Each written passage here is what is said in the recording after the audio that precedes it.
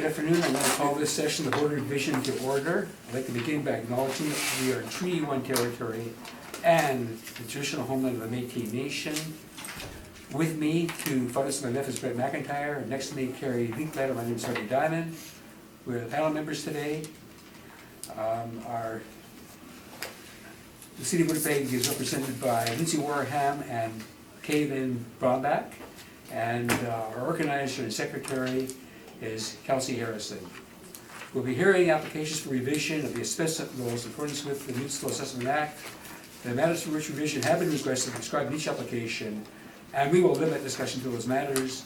The statements the applicant or the assessor may make at this testimony must be sworn to testimony, and anyone speaking must be sworn in first. Please be advised that we do not accept comparative assessments which do not consider as evidence. Our board is appointed annually by council and is independent of it and the city administration. We make our decisions on the basis of the evidence that we hear, and we issue written orders that will be mailed to all parties as soon as possible. Our decisions can be appealed to the Municipal Assessment Board if the matter pertains to assessed value or classification, or to the Court of Queen's Bench if the matter pertains to application for exemption from taxation, and should a party wish to appeal, information on do so will be included with our order. With respect to the hearing process, I will confirm that the matters to be addressed with each applicant following the swearing in will then have the assessor's testimony followed by questions that the applicant may have. The applicant may then provide their testimony, followed by any questions that may be asked. Each party will be given an opportunity to summarize if they wish to do so. Once all the evidence on the application has been brought forward, that party may leave. The process will repeat for each matter on the agenda today, and after all the applications have been heard, we will be closing our hearing. We will deliberate in private, and we will render our decisions, which will be sent by registered mail as soon as possible thereafter. Be advised that the information that is being recorded, live streamed, and will form part of the public record. That's for the parties. Thank you.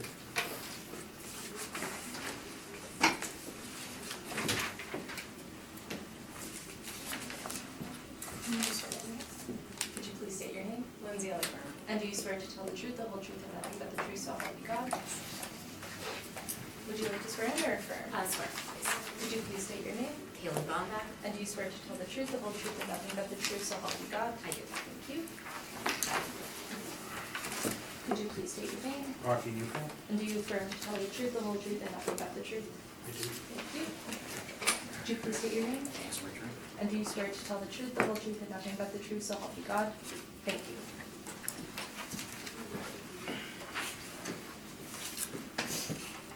Okay, so the first matter on the agenda is 850 Pepin Highway. Ms. Warham, when you're ready, you can proceed. I actually have some paperwork to hand out. I have a recommendation that I'm making with respect to the class and liabilities, so if you permit me to hand out the workup, would that be permitted? That sounds like. Thanks. Thank you.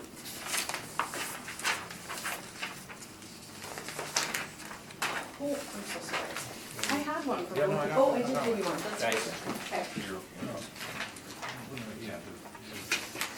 Okay, is this something that is surprising to you, Mr. Neufeld, or No, are you aware of this? yeah, we're in agreement So, on the ratio. so essentially what we've done is, there's a number of outstanding appeals on this property, and we've come to agreed upon settlement with respect to the class and liability for the space. So for settlement purposes, this recommendation is based on applying the class and liability of 40S to half of the leasable area occupied by B&L Resources for Children, Youth, and Families. The remainder of the leasable area will be left with a classification liability of 60T. So the total 2020 assessed value remains as $10,557,000. So if you look on my workup, you'll see the last leasable area on the 40S income stream of 9,801 square feet. That's half of the space. So on the other income stream, the other half is the 9,800 square feet. So we've just applied the same rate the original assessment was based on. We've just moved the class and liability line over. So I just thought I'd hand this out to make it a little bit easier for the panel to see. So you can actually, when you look in the brief, when I go through it, you'll see where the change was made and the moving over of the premise. There was actually 2 premises for a total area of 19,601 square feet, so that's just been split out. I see, okay. But everything else remains the same, so we'll still be going through our evidence as we would normally, just the class and liability is now, I believe, not an issue today in this hearing. That's right. There are 2 other tenants in the building which are fully school exempt, there's no issue with that. It's the Engineers Association and the College of Nurses. And then with respect to the B&L space, Ms. Wareham is correct, there's an agreement with respect to this space in terms of the actual allocation of the exempt space, the 40S space, if you will. So half of it is taxable, half of it is 40S school exempt, and that simply reflects the settlement between the parties. And then there's differences, of course, on the rates to be applied and the valuation, but in terms of class liability, the parties are in agreement. Okay, so you still have issues to deal with though?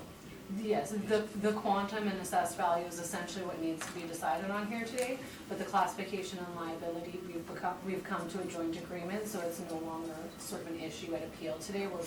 This is my recommendation for that I believe both parties are in acceptance of. Yes. Okay, Yes. okay. Okay. So we're looking at file number 19-396, roll number 12-097-804-370. The address of this property is 850 Pembina Highway. If you turn to page 2 of my brief, you'll see that we have an actual year built between 1977 and 2008 with an effective year built of 2000. We have a total leasable area of 48,971 square feet, and I'm recommending to maintain the total 2020 assessed value of $10,557,000. If you turn to page 3 of my brief, you'll see aerial photos of the subject property showing its location on the east side of Pembina Highway, just north of the Jubilee Underpass and across from Harrow Street East. If you look, there are 3 buildings on this roll, 850, 870, and 890 Pembina, which are labeled in the bottom right-hand photo. On page 4, you'll see subject property photos. The top 3 photos are 850 Pembina Highway. The last photo on page 4 is 870.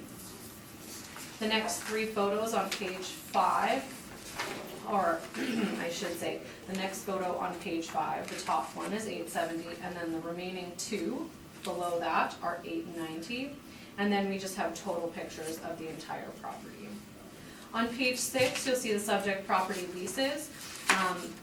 Some of these are old leases that are no longer in the space. We currently have B&L in the space at the subject property, the Association of Professional Engineers, and the College of Nurses. The Association of Professional Engineers actually took over the space where the Law Corporation was. So we have a median and a mean of $14.72 and $14.16 with respect to the leases that are in the subject property. I'm going to turn your attention to my recommendation that I handed out, just because it's a little bit easier to read with what we're doing. So the first page is our taxable page in the brief. So we now have 9,800 square feet at a rate of $15.72 a square foot. We have a vacancy of 5.5%, expenses of 2%, a shortfall of $7, and a cap rate of 6.55%. If you turn the page to page 8, this is our 40S income stream. We're still referring also to the handout that I gave, just so that we're going through the brief together with the handout. If you look at the 40S income stream on the handout, it is the first one. We have the 15,000 square feet. That is the nurses space, so that's at 890 Pembina. And then we have the 12,000 and 1606, that square footage is the engineer's space. So it has a blended rate on that space of $15.90 between those 2 premises. And then the last space is the B&L space, the half the space that we are calling school exempt, at $15.72.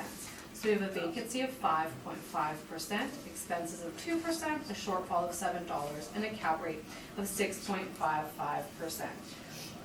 So that means for both income streams, we have for the 60T, $2,121,000, and for the 40S stream, we have $8,436. If you turn to page 9, you'll see the comparables that we have.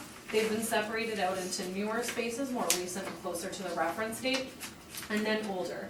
So we have a set of leases in place from 2016 to 2017 with an average of $16.05 and a median of $15.66. The average rate, the blended rate for the entire property is $15.66 a square foot. If you look at the bottom chart, these are older leases from 2013 to 2015, and we also have an average of $16.32 and a median of $15.60. If you turn to page 10, these are the two income streams together. Again, I would refer to the handout that I gave. So we have, as I said, a cap rate on this property of 6.55% and a blended square footage rate of $15.66 a square foot.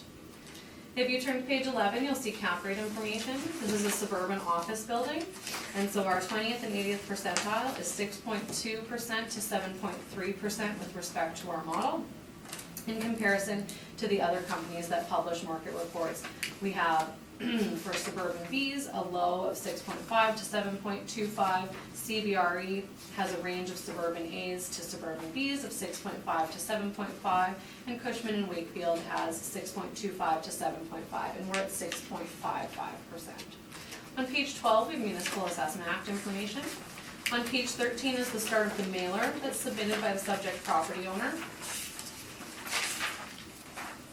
They report that on page 17, they have a net revenue of $1,153,015.77. If you remove the total operating expense found on page 19 of $353,232.78, and then include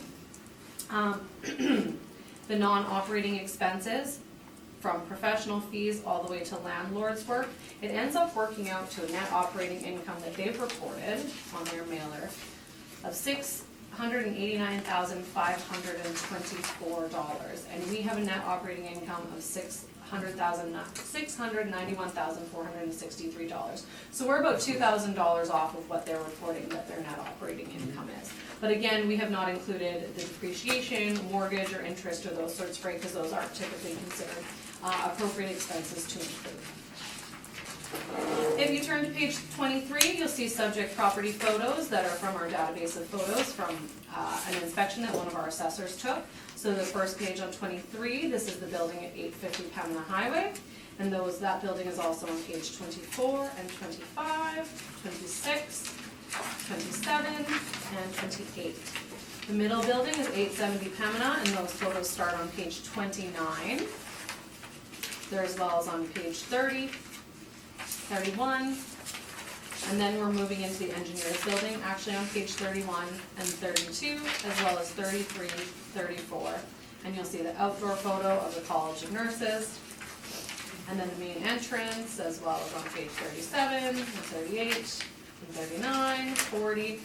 And then the remainder of our brief is the addenda that we place on all of our evidence. Remember, we like to let everyone know that we are taking a fresh look every reassessment based on the legislation that we have that indicates that we need to look at the information as of the physical condition of the property as of January 1st, 2020 for the specific 2020 reassessment with an economic condition of April 1st, 2018. So we do review 2017 income and expense mailers and review the data to come up with our new models every cycle based on that economic condition. On page 44, we have cap rate information. Again, we're using a cap rate of 6.55%, and I very quickly went through our cap rate information that is shown in our brief on page, you'll have to forgive me for all of the flipping back and forth, page 11. So we have a set of office cap rates here. They range from 5.1 to 6.54%, and again, we're at 6.55%. I have not reviewed these cap rates. These are cap rates that we place in all of our briefs. They're in the addenda of all of our briefs, but they have been reviewed by people in our department to come up with a stabilized net operating income applied against the sale price to come up with these actual sale prices, and they're, to my knowledge, arm's length transactions. On page 45, you'll see our non-recoverable expense sampling. We have a non-recoverable expense of 2% this cycle. We have 3 non-recoverable expenses that we apply in our income valuation. We have a vacancy and a shortfall, as well as our 2% non-recoverable allowance that we have. If you look at the bottom of our page, we have a sampling of non-recoverables that we've reviewed from mailers, which has a median of 1.06%, and we're at the 2% for 2020 with respect to that non-recoverable expense. That's my presentation, and I'm happy to answer any questions. Thank you. Thank you. Yes, Mr. Neufeld or Mr. Ritter, any questions?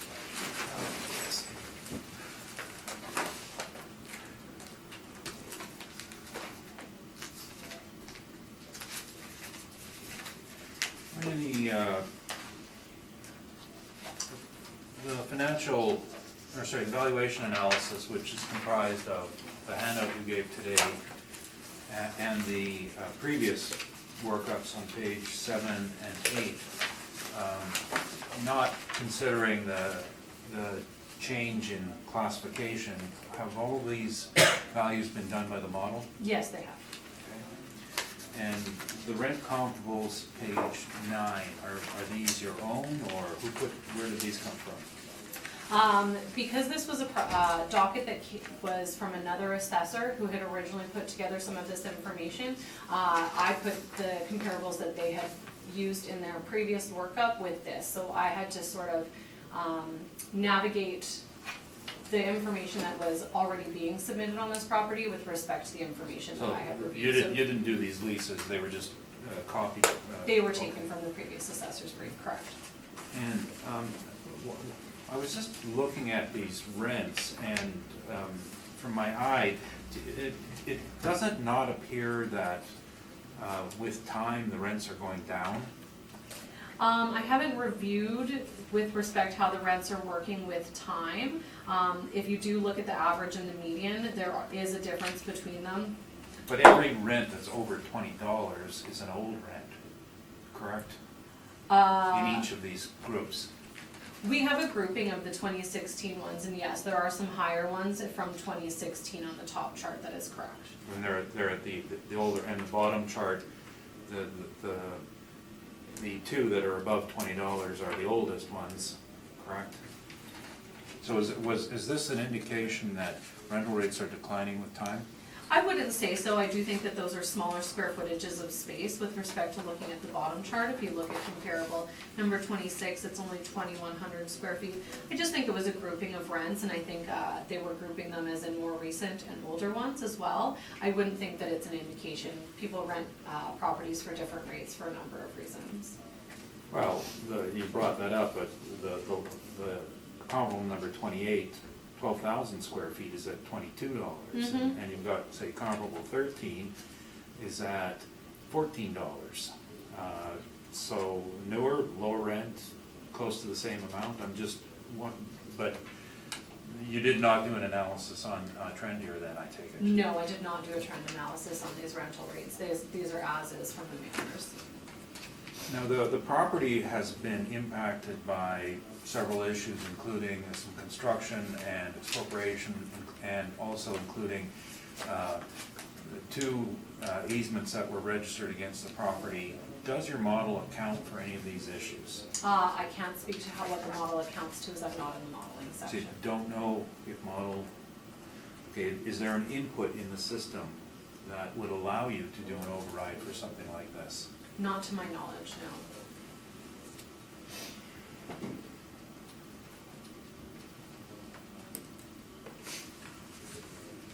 But it is true that valuation should consider the legal rights that each property have, is it not? It would be a site-specific review that someone would make when they review the property, and whether that is something to look at with respect to market value.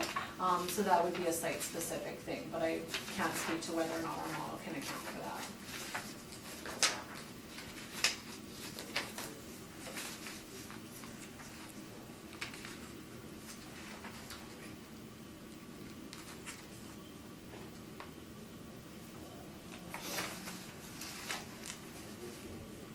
Now, what about inside the subject property itself? Did you look at a trend of the rental rates in there? I didn't look at any trend analysis with respect to the rental rates. For example, the newest tenant in there is B&L Homes, correct? Based on the lease information found on page 6, correct. And they moved in 2015 with a rent of $14, correct? That is what it says, correct. And the older tenants, for example, the engineers who moved in 08 and renewed at some point later are at $17, correct? Based on the information that's on page 6 and from the mailer, correct. Okay. So that not give you an indication there might be some troubles here? They are different buildings. At 870 Pembina, where the engineers are, it is a newer build of a building than the B&L one, to my knowledge. To your knowledge, but you haven't inspected these? I have been in the 870 Pembina because when it was built and the new tenants were going in, I was doing some DA work at the time in there, but I haven't inspected all of the spaces. Okay, so you have not made an inspection, so I'm just wondering the basis of saying they're different buildings is just an assumption then? Based on the years that those different buildings were Years, built. okay.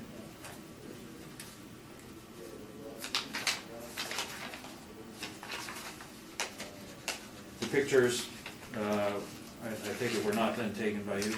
No, they weren't. I stated that they were from the database that we have from interior photos of subject properties.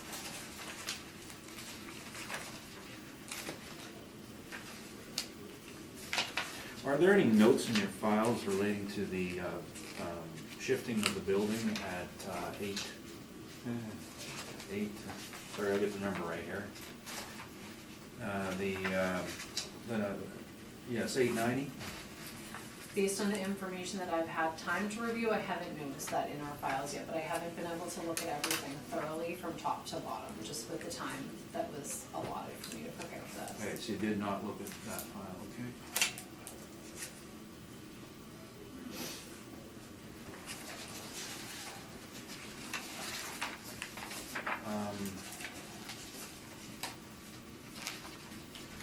The page 44. These are samples, I take it, that are not meant to be comparable, specific to the subject property, is that correct? These are what are in all of our briefs, and I believe we're looking at an office property, and I would look to the office capitalization rates with respect to our information. And again, this is supplementary information to the cap rate information that's found on our page 10. But you're not looking to these specifically for support, or are you? It's supplementary information for all of our briefs. We again are looking at office properties. These are just a sampling of cap rates as you indicated, showing what a range of office property cap rates are. And at any point, did you participate in the creation of these capitalization rates? I did not.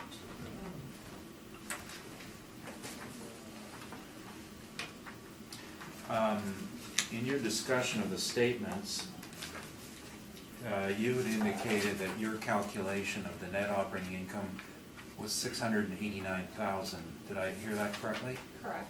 No, that's as full though, correct? What do you mean as full? No vacancies. I essentially took the net revenue found on page 17,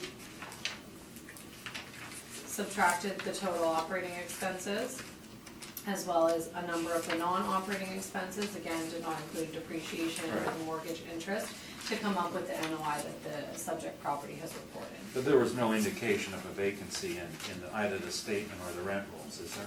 To my knowledge, the subject property is fully occupied. We don't have any space from what I've reviewed of the file that is unoccupied space. So in evaluation, are you not required, even with that income, to put an allowance for vacancy and for shortfall?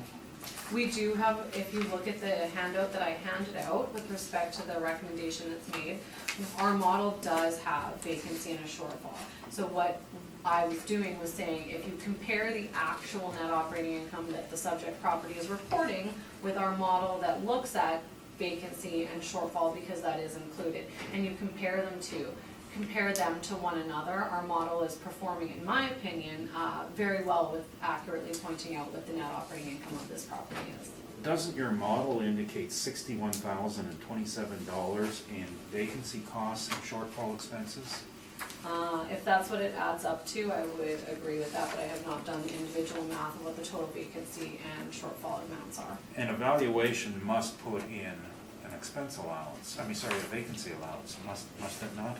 And our valuation does have a vacancy allowance. So, but you did not adjust the actual statement that you quoted at 689,000 to take into account the vacancy allowance that should be applied, did you? I don't adjust actual mailers, I look at actuals to see how our model is performing. So we come up with a mass appraisal model with respect to subject properties and the assessed value, and then to judge whether or not that model is performing accurately, I look at the validity of the mailers and what it's saying, and then I look, this mailer, to my opinion, was reporting everything very well. It wasn't leaving anything out. Everything was broken out quite well between what was happening with the income and all of their expenses. So I look to the mailers to see how our model is performing. I don't actually adjust mailers to recognize things that are or aren't there. I use them as a comparison to what our model is. So if I get this right, you're suggesting that your valuation, which allowed $61,000 in expenses, is comparable to a statement that had no vacancy applied to it, and in your mind that they're one and the same? Mr. Youth, I think we got that already. We recognize the fact that the city, when the assessor looked at the statement, indicated that after taking out the depreciation, things that aren't recognized, that came up with the same amount, and certainly we acknowledge that if there are no vacancies reported, that her comparison does not recognize vacancies or shortfall as deducted from that comparison when she did so. She just basically said that after doing so, the model that the city Okay, had. well, So we get that. We get that. If you want to argue that after. I know, I just want to make with it to your clear argument. that vacancy has not been taken from that. Yeah, I think you made that very clear. Okay. Okay, and I think that so did Ms. Warren. Well, And you certainly have a right to argue that. If you felt that it was clear from her, that's all I care about. Okay, well, I think we got it, I'm just telling you. I didn't get the same Oh, okay. warm feeling. Okay, I think we got it. Okay. Okay.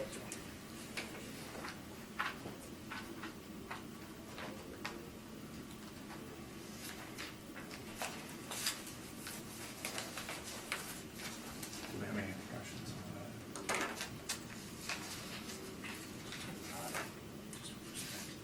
Just if I might, just a couple of follow-up questions. The expropriation of the property, were you aware of it, Ms. Warren, at all? I was aware because I did review the previous briefs from the Yes. previous cycles that were submitted from both our department and the applicant. So I did see that there was some argument with respect to the expropriation because there were some maps of the properties involved. There was some talk of easements. There was another diagram that talked about possible additions and how, so I was aware that there was some sort of argument that happened. I actually did the replot on this property that removed the strip of land from the roll number, so I was the one who removed it. So I did know that there was a piece of property that was going to the street for respect to the rapid transit. Right, so the city acquired a strip of land for the development along Pembina Highway, but have you done any investigation with respect to the actual on-site work, for example, the fencing that has been, now the chain link fencing that has been placed alongside this commercial property? Have you investigated that at all? I haven't had an opportunity to. And have you spoken with any of the tenants in the building regarding their experiences as a result of the fact that the building is now situated closer to Pembina Highway? I have not had an opportunity to speak with any tenants. Those are my only questions, thank you. Thank you. So that's your questions? Yeah, yeah. Okay. Ms. Mackin, do you have any questions? I have no Assessor? questions. Ms. Linda, do you have any questions? Yes, I just have one question. Ms. Wareham, in regards to page 9 of your brief, Okay? did you prepare the rent comparables? I did. These were actually taken from the brief. The previous assessor who was assigned to this docket who was no longer here, so I had to reconcile the information that they were presenting with, submitting an exchange for the property, so. Right. Okay, so there's 29 comparables here, Yep.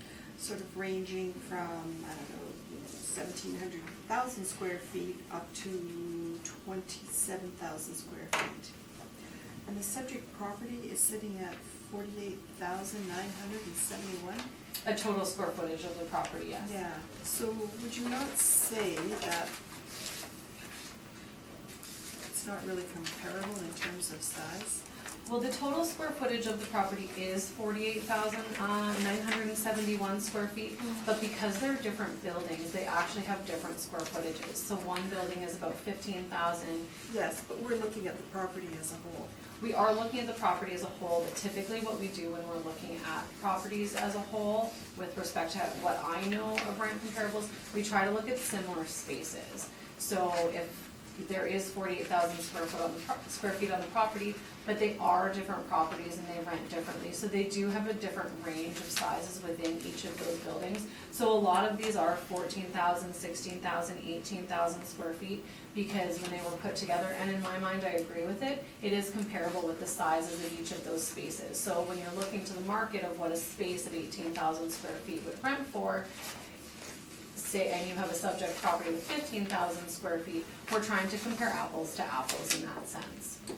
So essentially, if you're looking at a tall office tower that has 100,000 square feet, you're not gonna look for comparables that are 100,000 square feet, you're gonna look for comparables that are similar square footage of spaces within that building. That's what we've done here, which is, in my mind, consistent with what we always do for our properties. And there is no vacancy in this building, to the best of your knowledge? To the best of my knowledge, there's not. Thank you, that's all my questions. And I don't have any questions. So, you can go forward with your evidence. This is a good one. We have a handout as well. I don't think it's necessary because we were both trying to reconcile the ratio of school exempt versus taxable. And Because that's what Ms. Worman handed out, and don't need yours, that's fine, if you wanna. hand yours yeah, out. like If it's different, or you have a different argument. no. As a matter of fact, it's not. We're actually within 1/10 of 1%. So that's a little too scary. I'll give you our numbers on breakdown, but the city is at 20.1% taxable and 79.9% school exempt, and we're at 20.2% taxable with 79.8% school exempt. My numbers on it are, so on our page, calculation of that, how those numbers go, so just a small change on page 4. We initially made this up on the basis that all B&L was exempt because it hadn't been settled. So our revised numbers are, where it says 461,000, we're at 1,390,000. And where 6395 school exempt was, we're at 5,466,000. And our total is still the same as shown on the previous page at 6,856,000. It's 1,390 and 5,466. So that saves us a whole hour, 2 hours in the hearing easily, right? Hopefully. Our issues of disagreement are primarily the rental rate and the capitalization rate. Some of the other numbers, there's some small differences, but we're basically using a rental rate across the board of $14.08, whereas the assessor is using about $15.65. On capitalization, we're using 9%, and the assessor is at 6.55%. And you will see that those are pretty much the major differences. We have a small difference in vacancy in that we're using the Johnson report, and we're using a structural reserve rather than other, as the assessor uses, or a non-recoverable. And in this case, we're not claiming for non-recoverables because we've actually calculated our leases on the basis of, we've netted them out. The building itself has some semi-gross leases in it, and as a result, the calculation of $14.08 does take into account all the proper non-recoverables to come up with that number. The face rates in this building vary from $14 to $17, but again, they are not all fully recovered. And that has to do with the nature of the renewal and the period in time when the renewal was done. Just as a point of comparison, the CAM on the buildings, and the assessor has the rental statement out, the CAM on the buildings differs, and this isn't a building-to-building issue, it's a lease-to-lease issue. On one building, the CAM is $3.70, and management at one site 60 cents, and another site goes down to 22 cents. Going to the next building, the CAM is $7.41, with management at 36 cents, and so on. So, and in that same building, where one is $7.41, the other $6.70. So it is a, and the College of Registered Nurses, of course, their CAM is 10 cents, and that's because they have their own metering. So because we have an up and down, a semi-gross situation, we looked at the statement and worked backwards and then applied a vacancy rate. And really, the difference is our overall NOI is $617,000, the assessor is $691,000.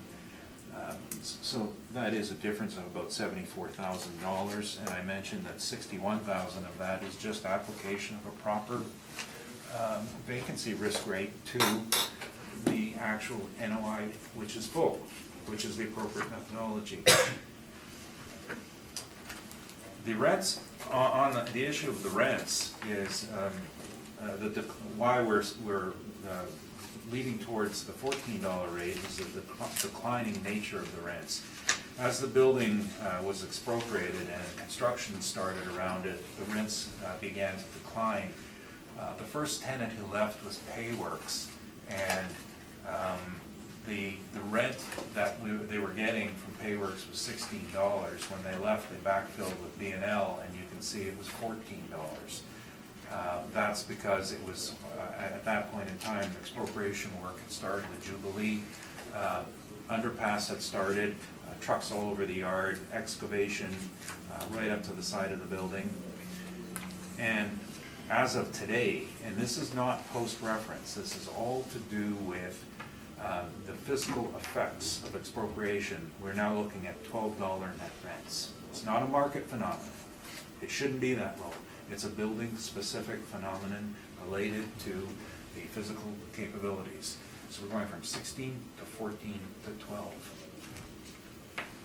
We've used 14 because that was at the point in time that of April 1st, 2018, that's what it was, but it's going to continue to decline, which of course leads us to the income and the cap rate. Before I do that, this is going to take forever, don't worry about it. We want to show you ask you to look at some pictures starting at page 15.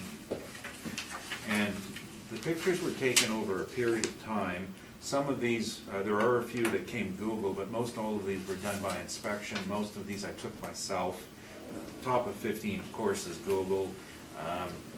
The bottom of 15 is after the retaining wall had been built and the city erected a beautiful fence.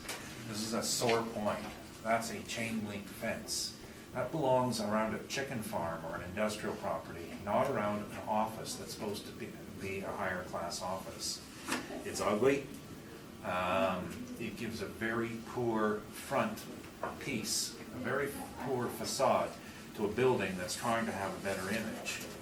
And it's a major point. And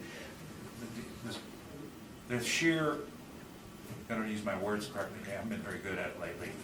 The lack of thinking that went into putting this fence up. When it was going up, I went out to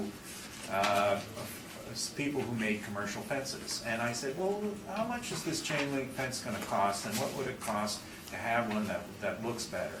And the difference was so marginal, like $5, $6 a linear foot, but the city wouldn't spend it. And the owner's not going to change it because this is the city's retaining wall, this is the city's fence, and they can't touch it. But now they've got a chicken farm rather than a a nice office. And the next pages were during the construction phase.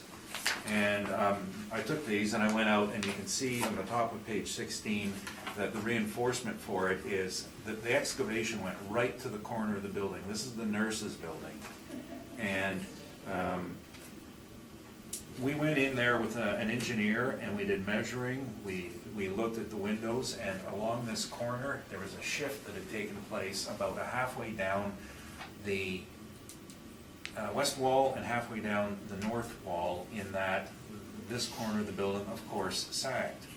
Because the building the engineering on it was done with the soil conditions at the time. And part of that is, you need, when you engineer a building and you use earth as part of your retaining, that becomes part of the engineered foundation. Taking it away is bad.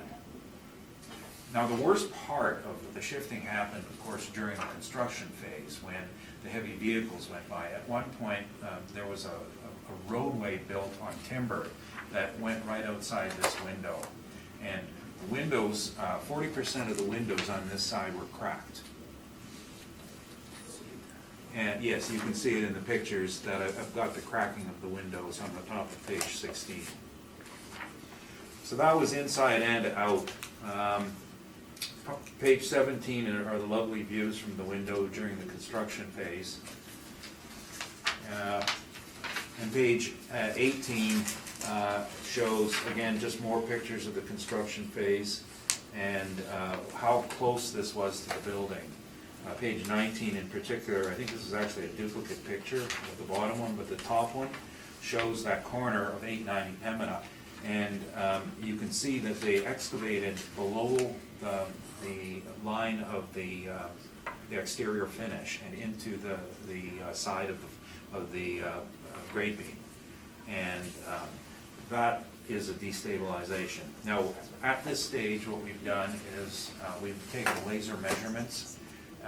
We didn't catch them right away, but the case hasn't been heard yet in LVAC, and we know that the laser measurements will indicate shifting. So it's just going to be a question of what we do with this information, and that's for that body to deal with. But the nurses have had non-stop complaints about problems in their building. Of course, they're complaining about the noise and the vibrations, but the service calls that Colliers takes to go and repair the building are very, very simple thing. I have a 6-foot level, I took it out and I put it on there, it goes, it's off. It's off a quarter bubble. If you know, that's trade talk for it's a lot, enough. Noticeable. Page 20 is, the top picture is the sign, and you can see that that is now on city land, so that was moved. So it's moved back in. We've lost our visibility on signage, which is a bad thing for a building because you lose your ability to let the traffic see it. Page 21 is the damage that was done to the land that was not taken. Now, there was a temporary easement taken, so some of this traffic is by law allowed, but they're not allowed to damage it and go away. So what's happened is that the drainage all along here has, there are several depressions that don't line up with the catch basins, so there's a lot of standing water. So that hasn't been dealt with. Now, we're not here for the board to fix that, that's going to come later, but it is difficult to rent a property until it's been fixed, and we're nowhere near being fixed. On page 22, the residents were a little put off because that's their smoking picnic table area there, and that was taken over by the construction crews. That they did not have an easement to use on. Bottom of page 22, it's difficult to see, but it shows the wear and the tear where grooves were put in the pavement. See, pavement for parking lots isn't designed for heavy vehicles, it's designed for passenger vehicles. On page 23, the top of it is the view from the Jubilee, and showing some elevations. Now, at the bottom of page 23 is a works crew for hydro, and they're looking at relocating that pole. And what's bothersome about this is they're in the fire lane. So we'll show you in the sketches later what that meant on being in the fire lane. So is page 24, being in the fire lane. Page 25 are some interior shots, and it's difficult to see with the quality of the camera and the lighting, the shifting, but it was there. And we did have an assessor out, and we did show them that. Bottom of page 26, again, the excavation right up to the side, and you can see it looks like someone tried to put a little hoarding wall up beside building 890 to hold things in. And the bottom of it, there's the timber road that I mentioned. Same pictures overall, and page 28 shows the heavy equipment going by the site. And this was, we think, did most of the damage. Page 29 are CAD drawings that show the taking. The top one's pictorial, the bottom one is the surveyed land. And the gray was the part expropriated. So where we're concerned is that there is a legal sized legal-sized transit way for fire vehicles between building 850 and the street, as well as building 870. And we haven't come up with a final design yet, but the one on 850, we may be able to get away with making the grass space less to allow that fire access to go through. Building 850 is the real problem. That's the middle one in the gray. You'll see that perpendicular to the taking are parking stalls. So the fear is we're going to lose those stalls or have them put parallel rather than perpendicular, in addition to the stalls already lost. Further, there's a sprinkler in between 890 and 850, not sprinkler, a fire hydrant between 890 and 870 that'll have to be relocated. While this was going on, the city came along with two more easements. Firstly, on page 30 is an underground easement, and this is to allow the sewer and water, it's a sewer easement to, they have to go underneath Pembina Highway, which has been lowered. So they went underground the property here. So this is a further easement on it. Now the property owner had a plan in mind, and you can see that they were considering a new addition on this because there was some interest in the nurses expanding, and this was space available for expansion, so that's out. And not only being out because of the space being taken away, but the site was over-designed for parking. From the beginning, the owner had more parking than he needed because he had planned on expanding. It wasn't a pipe dream, he planned on it. With the taking, of course, now there is no more expansion capability.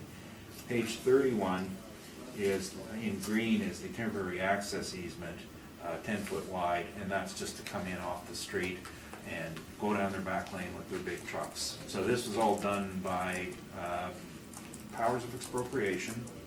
They can force somebody to allow them to access, and we have damages, and this impacted the earning ability. Incidentally, the site has a cross-access agreement with the restaurant next door for access on a southbound. If anybody's ever been to the site and you're coming southbound and there's a turn lane, you go into, I guess it's Brazen Hall now, and you can access the site that way. So that is a legal cross-access easement. The notice of expropriation is listed, and there's some communication with Mr. Mercury and some city representatives on the issues and the problems. There's our architect, pages 36, 37, talking about all the problems. Going back to 2015, when we lost our first tenant and we had to fill, so we knew back then.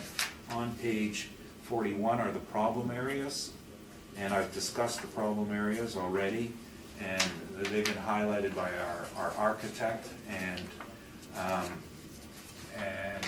this is very, very well documented. The addition 42, 43, this has been in the books for some time, and it's just a loss of that potential. So we have a lot of our documentation in here on our preparation for the expropriation, and so after this, a lot of it is just repetitive. And after pages 51, and going to page,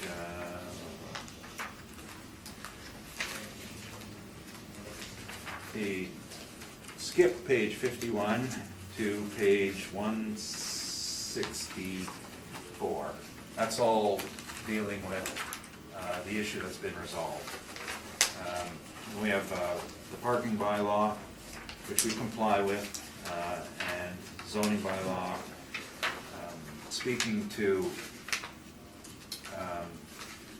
the cap rates, of course, the assessor did mention the Collier's cap rate, which we're saying on 178, 179. Those are the advertisement rates. Those aren't the valuation. There's a description of the differences on page 183. We have our benchmark rates on 182. Now, before the problems, this building would have been considered as a B building, B office building in the city of Winnipeg. A little below the square footage, but it was a prominent building and a good tenant mix on there. After the expropriation, we wouldn't have included it because it's an anomaly. It suffers from other issues which would make it misleading to outside people to rely on in any way. So, but our actual rates on the multi-tenant B for suburban office range from 7.5 to 8.25 on page 184. And those are the rates adjusted so we can compare apples to apples. Some examples of similar buildings on page 194. Firstly, at 905 Waverly, which was probably the best suburban office sale in the last few years. This is Stantec's building on Waverly, purchased and leased to 24/7, and it capped at 7.93. It's a good site, and most all of it, I believe, is on the ground level. I think there's a very small mezzanine in there, and that would indicate a building in the prime cap rate for suburban office. And now problem buildings like ours,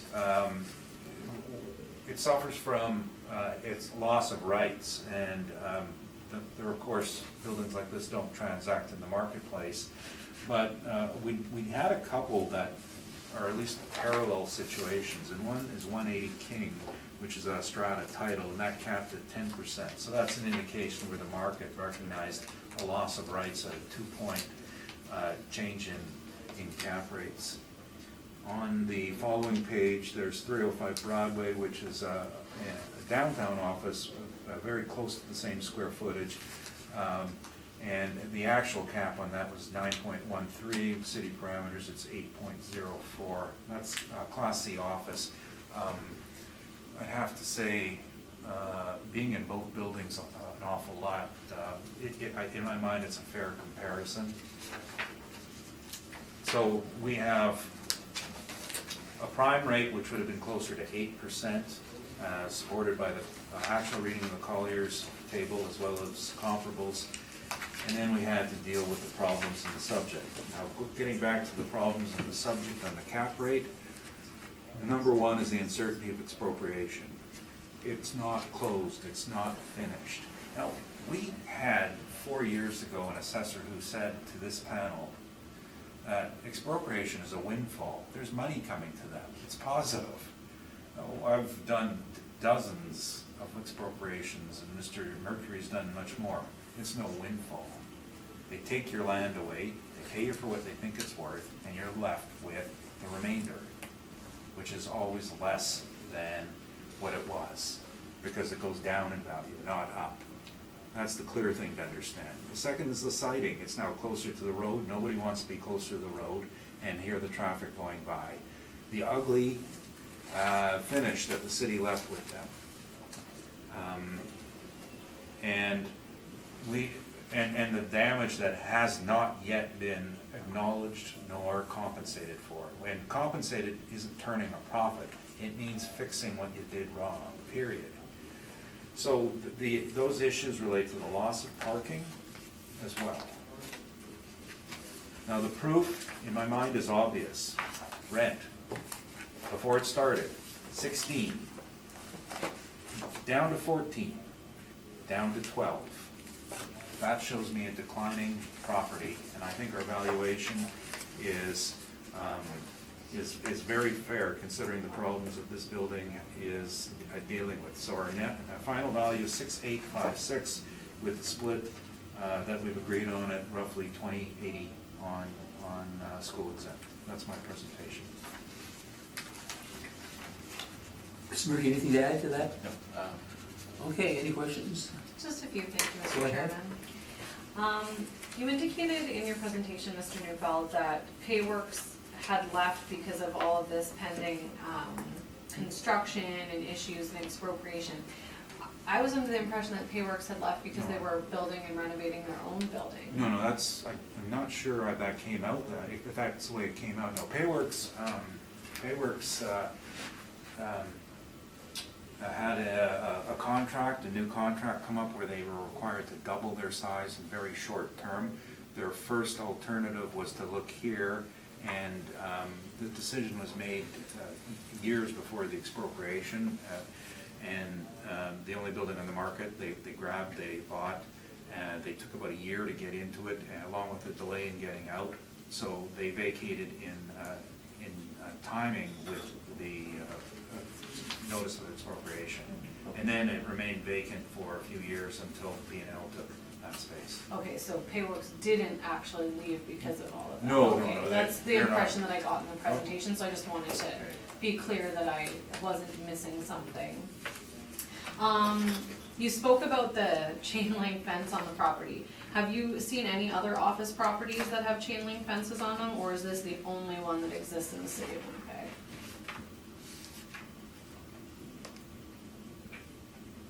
You haven't seen any around parking lots possibly, at different locations, things like Well, that? parking lots is a different story, but no. There's no building, no office building that has a chain link fence in front of it, to my knowledge.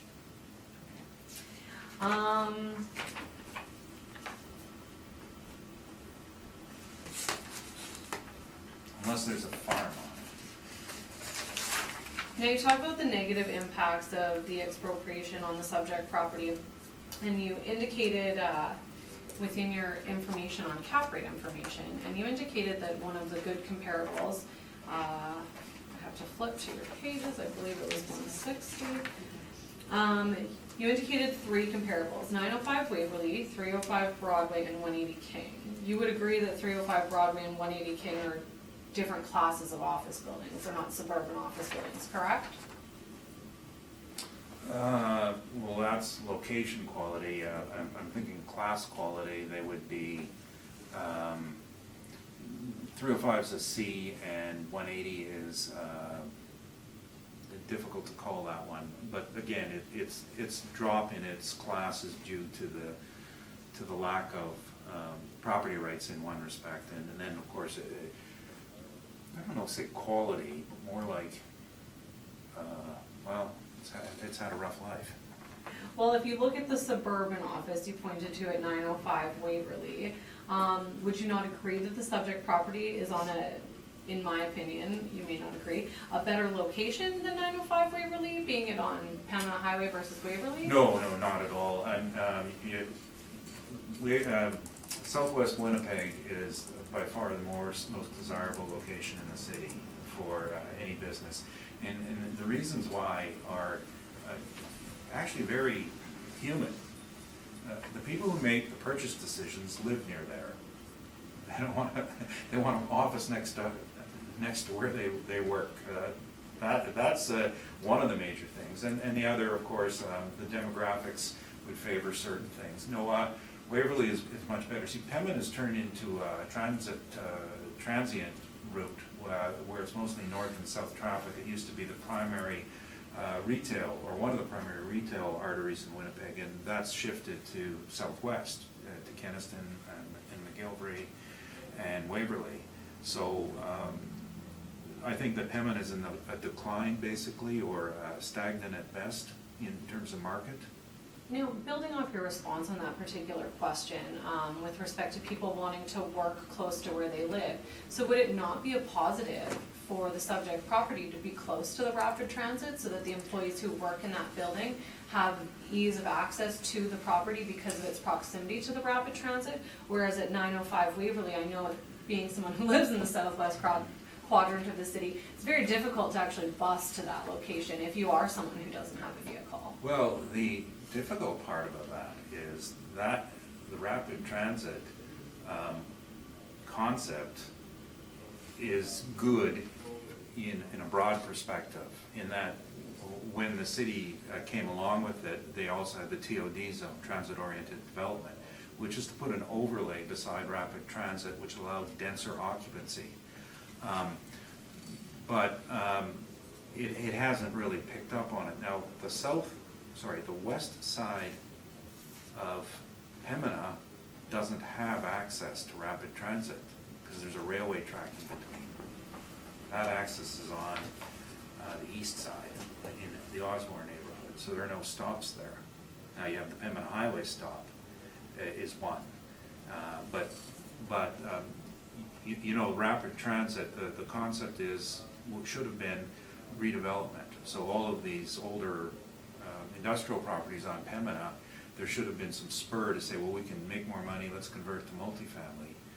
But they're not crossing over and having stops on either side. So that's been a difficulty with it. So it's not really improving denser development on Pembina. And the other side of it is that if you think about everywhere on the rapid transit route, it really hasn't seen any development. The greatest density and improved multifamily development has been in the southwest part of Winnipeg near IKEA. And rapid transit doesn't even go there. And think of South Pembina Highway past Bison Yeah, Drive. I think you answered the question. You know, we're talking about if the rapid transit would have brought people there. I don't know if it's that important a question anyway. The answer is taking longer than is necessary, and I don't No. think it's gonna impact that much on our decision, so. You've got to be careful saying those things. Well, I'm The saying to answer's- you, answer's I no. think you have an answer though, and I think we're pretty in good stead that, that's the question, thanks. Well, and to be clear though, I mean, we've also done a fair amount of expropriation work on rapid transit, so there's a good knowledge base there as well. I'm not denying that you have a lot of knowledge, Mr. Those are my questions, thank you. Those are your Mr. questions, Chairman. thank you. Does your, do you have any I questions? don't have anything further. Thank you. Thank Mr. you. Manager, do you have any questions? I don't have any questions. Mr. Luca, do you have any questions? I do. Okay, go ahead. When did this expropriation start? There's a notice in here. I always get this wrong when I'm writing my, March 11th, 2016. Hold on. That's the notice. So if I just maybe add to that, because prior to that, there was a notice of intended expropriation and a long inquiry process that took place. It was started in September of 2015, but it wasn't formalized until, looks like March of 2016, it was right around there. This was for the underpass? Yes, widening of the underpass. How long did the construction go on for? Is it done? At least a couple of years. No, it was just done this, before winter it was finished. I'm sorry. 4 years.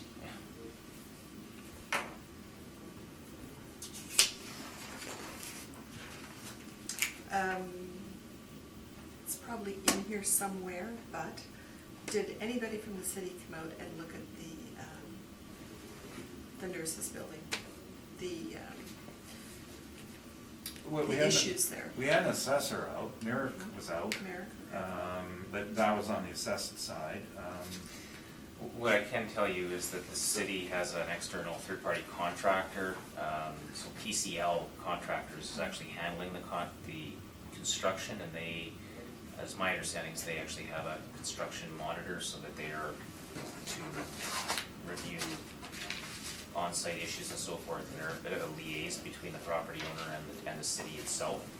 So I think in terms of your question of who from the city, My understanding is that it's actually a third-party contractor working for the city who would be out, certainly familiar with these issues. So somebody has come out to see the damage? Well, they certainly are, well, they're actually doing the construction, so they're well familiar with what is happening on site. There's been lots of communication with, actually both the city, some of it I think is in Mr. Newfield's brief in terms of some of the issues that were being experienced over time in terms of access issues, the easement, and so forth. That's your response, Mark, January 18, there was a response. Right, so there was issues with fire lane, so I'm just looking at page 34, there's some correspondence between myself and Marlene Hatter of the city regarding moving signage, drainage issues and so forth. Frankly, there was some frustration on the owner's part because there was a lack of response to a number of the inquiries that were being made and the concerns of the city and the tenants that were there. So it's been an ongoing process. So who fixed the windows? Colliers has fixed a few, the worst ones. The property manager. And, yeah. So, we've been fixing them along the way. And have you been compensated for that? That's a good question. The claim for compensation has not proceeded as of yet, and so at the end of the day, it's a question of the impact to the asset for property assessment services. It's two separate issues. Okay. Yeah. And we don't want compensation for Yeah. that. We want the tenants not to Yeah. broken That's it. windows. Okay, Mr. Yeah. Neufeld, I'm going to give it to you, but let me, are you finished asking questions? No, I just Oh. wanted to find out Yeah. how many parking spaces were lost. Oh, Instead of last time. I have that in a separate document.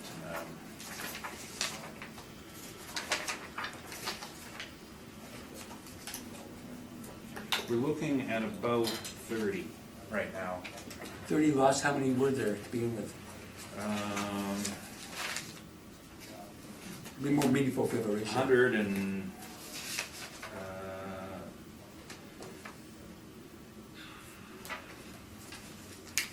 that's a good question here. I have not counted it, but I'm gonna say somewhere from around, roughly from about 200 and a loss of 30.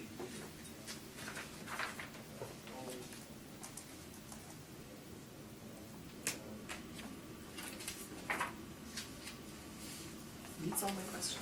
Okay, so you haven't gone for compensation for expropriation yet. Yeah. That's upcoming, and in that act, you'll intend to not only money for the lost land, the land was taken, but inches affection to the rest of the property, correct?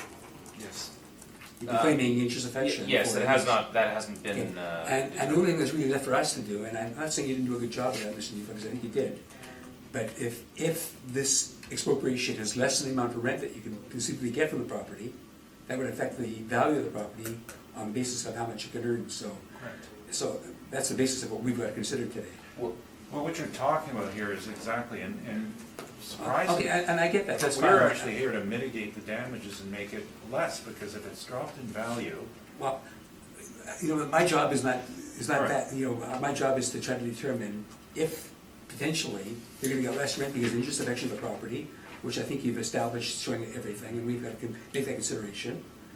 And anything else that you're gonna be claiming, you're gonna be claiming in the expropriation, which Mr. Mercury's gonna be doing, including lost windows and loss of any potential of development or anything else. Yeah.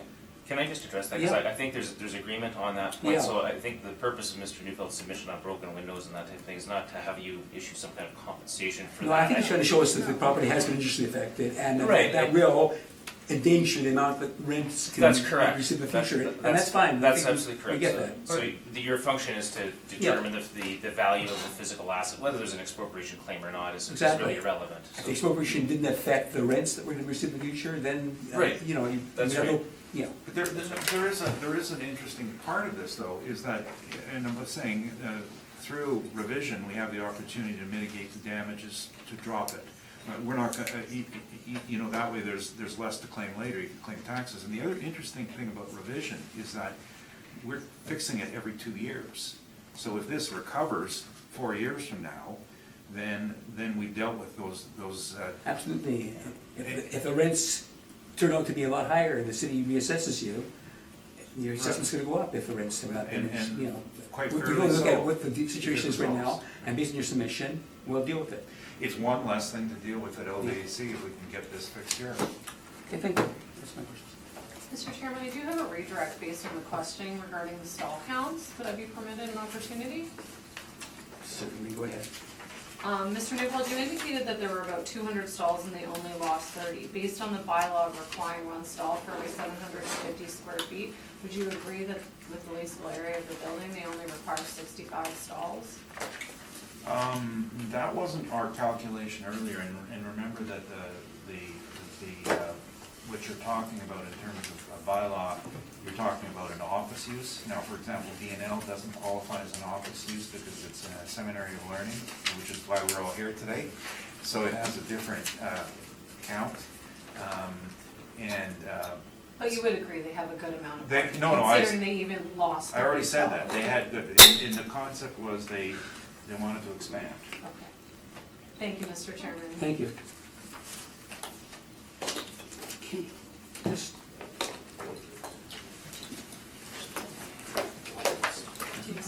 Did you use this the first time? No, they can't make that. I think we're blind us to get this. Good one, man. Just leave them Yeah, anyway, thanks for the.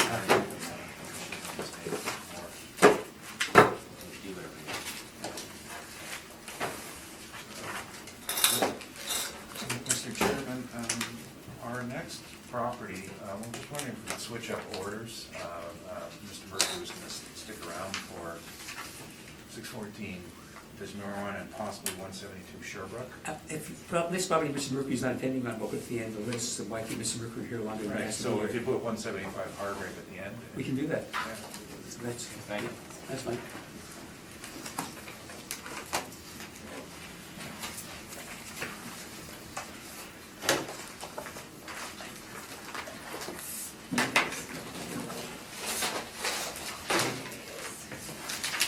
Okay, so next deal with 6.4, this is on Street.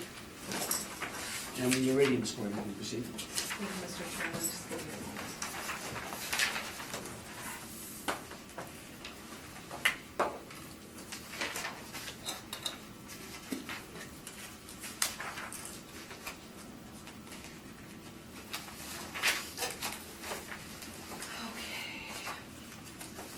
We're looking at file number 19-191, roll number 0606083750.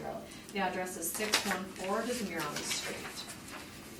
If you turn to page 2, we have a split class on this particular property. We have one line is classified as 40T with a value of $3,104,000 and a 40S, which is $1,313,000 for a total 2020 assessed value of $4,417,000. We have an actual and effective year built on this property of 1972 to 2002 and a total leasable area of 33,001 square feet. If you turn to page 3, you'll see an aerial photo of the subject property showing its location on the east side of Dismarion Street between Provencher and de la Cathedral Avenue. On page 4, you'll see subject property photos.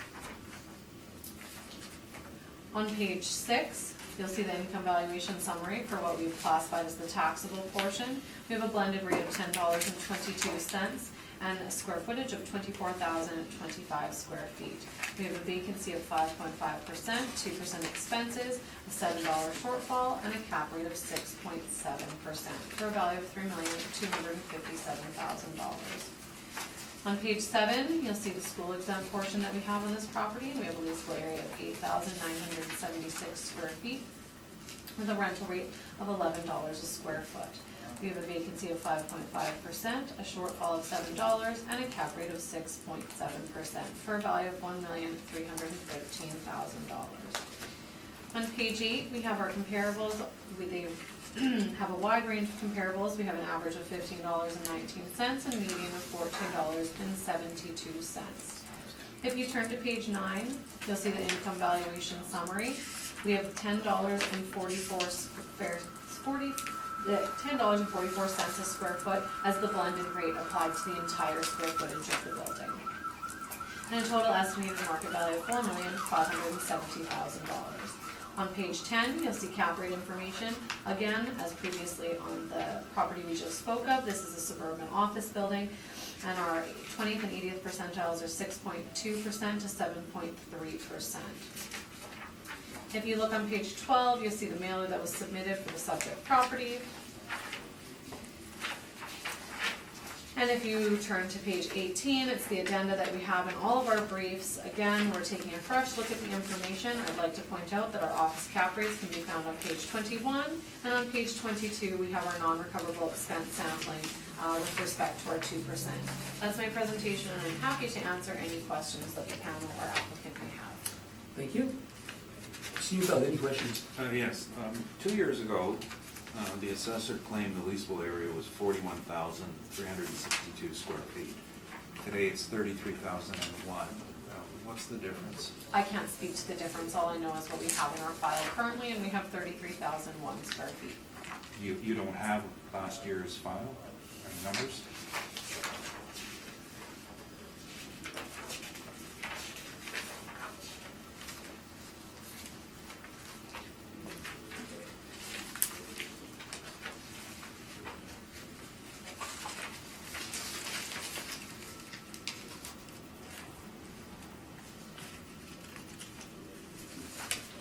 We did have a different leasable area based on looking at the brief from 2018, but I can't speak to what changed from one to the next. All I know is we have the current leasable area of 33,001 square feet. And on page 13, what does the owner report to you? The owner's indicating 27,144 square feet. Valuation, page 6 and 7, is this all from the model? Yes. Do many offices have bowling alleys in them? I wouldn't be able to speak to how many office properties have bowling alleys in the basement, but yes, there is a bowling alley in the basement of this property. Open to the public? Can public bowl there? Yeah. Yes, I've bowled there a number of times. They're one of the only places in the city that has 10-pin bowling. And the rest of the building can be characterized as primarily provision of social services of some type? Based on the information that I've read in the file, yes, but I have not had an opportunity to inspect the property. And the ownership of the building is a nonprofit organization, correct? I haven't done a company search or reviewed the ownership of the building with respect to whether or not they're nonprofit. Well, are you familiar with the history of the building? In what sense? Well, why was it built? Why was it built? No, I'm not familiar with that. Well, is it available to lease to the public? I wouldn't be able to speak to that. In your review of the file, have you ever seen a non-institutional user in the building as a tenant? Mainly what I have seen in my brief review of this property, there were typically government tenants within this building. Or nonprofits or associations and that sort of thing? I believe so, but I haven't done a thorough investigation as to all of the tenants that are in this building.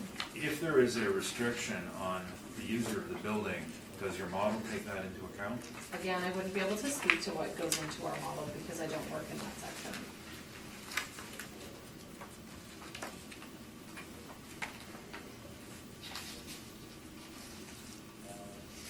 Those are my questions, thank you. Thank you.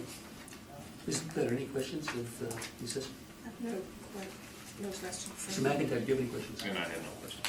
And I don't have any questions, so. Okay, I have a revision, and this is lack of French language skills. The statement is written in French, and we had to review it with the owner, which we did this morning, just to I already have one, thank you. clarify the income. Yes, and I shared that with the. The numbers are the same, but the. No, numbers up. Oh, numbers up? Yeah, and to give you an idea of, and there's a revision, which I put on page 2. But when we looked at the statement, there were a couple of factors. One is that the vacancy hadn't been listed. There was a vacancy. Right now, Addictions Foundation is in that vacancy, a post reference. But primarily on page 2, and remember, they're only providing what's in their care and control, that some of these expenses were business related. For example, the insurance of $39,341, we've adjusted that to 18 cents a foot, which is the going rate for insurance at $9,000. The management is $102,000, but that includes, they own the bowling alley. So we've used 5% instead. Fees, utilities stay the same. Repair and maintenance includes fixing the machines downstairs, so we're using $1 a foot, which is standard. So their declared expenses are true at $586, but we've adjusted that just to realty expenses. It is a fully gross building, based on the load that they had at the time, which was, the tenant load at the time, which was 22,534, that works up to $10.50 a foot. So we then applied $10.50 a foot to all 27,144 square feet. There was vacant space. Now the bowling alley measurement, on the page 3 I handed out, these were plans given to me by the assessor 2 years ago. So the bowling alley, the basement is partially mechanical room, partially stairwells. The bowling alley is 59 by 127, which works out to 7,493 square feet. And you can see that at one time on page 4, this is the assessor's workup. They had thought 7562 was the number. They thought that was a little too imprecise. And if you're going to be imprecise, just use the bulk measurements. Because they had included some areas that shouldn't have been included. It's a minor difference. The bowling alley does not have an assigned rent because it's owner occupied. So the income coming off the revenue off the site is $284 on rents, and the owner's space is included in that number, so they do pay a rent that's in line with what their tenants pay. The statement we provided in our original page 2 shows the tenant roll at the time. City of Winnipeg, Province, Government of Canada, Entreprise Real is the owner, and CDEM is the, I don't know the French on it, but it's the Francophone Municipalities Development Association, of which Winnipeg is one member. And so that was the original source of the information that added up to only 22,534. So as with all properties, you gross up to be full, which we did, and then take the amount off of it for vacancy and shortfall. And as a result, our NOI increased from 155,000 up to 265,000. And that's actual income, grossed up to the vacancy at the same rate, and an allocation to the bowling alley at $5. The cap rate selected was 8.5, and that's roughly the same as what was first given. And the office review done today was basically that for as long as we've known this site, it's and we know because it's owned by Entreprise Real, they have a board of directors that are comprised of the city and the province and the feds. They were given initial money to set up their economic development with a mandate to go be self-sustaining. They try to encourage Francophone business in the 3 areas in the city of Winnipeg, which are St. Boniface, St. Vital, and St. Norbert. And at times they will buy land and find a Francophone business and help them secure that land and the site up. Recently they did some development on Provencher and back onto Demolitions beside the old city hall. That was their work, and they've been involved in a lot of other areas. The building itself was put up and owned, and it's owned by them, and it was done, originally it was a smaller building, but in time for the Pan Am Games, the bowling alley was added to the basement, and that's how it came about. Tenancy is, as I said, restricted to institutional users. It is not available on the market, and as a result, this is a legal restriction. This isn't, I just choose to do that. As a result, you have a limited appeal in the market. So it has to be at the higher end of the cap rate range for that, on that basis. And then, of course, having a bowling alley in the basement is kind of interesting, but it doesn't pay the rent. It's there as an add-on for the games, and it carries its own weight, but to put any substantial weight on its income would be a mistake in the concept of capitalization. And the answer to the question is, there is one more building coming with a bowling alley in the basement that I know of, opening in a few months. Private. So we've been through the cap rates before, and this just has to be at the higher end of the range due to the restrictions. And then, like I said, the statements, the sketches are all here. Of particular note, and so last year the assessor had 41,000 feet, and that was an error. And the reason I put in all these plans is to show why that is. There are 4 sets of stairwells in the building. Those stairwells alone add up to 12,611 square feet on the gross area, which, when you're doing a BOMA measurement, have to come off. There's an elevator shaft and there's mechanical rooms, and that's how we get our lower number. But the owner's statement of 27,144 is based on their tenant roster and the leases they've signed with those people. Rents, the only rent that we applied that was not real was the bowling alley, and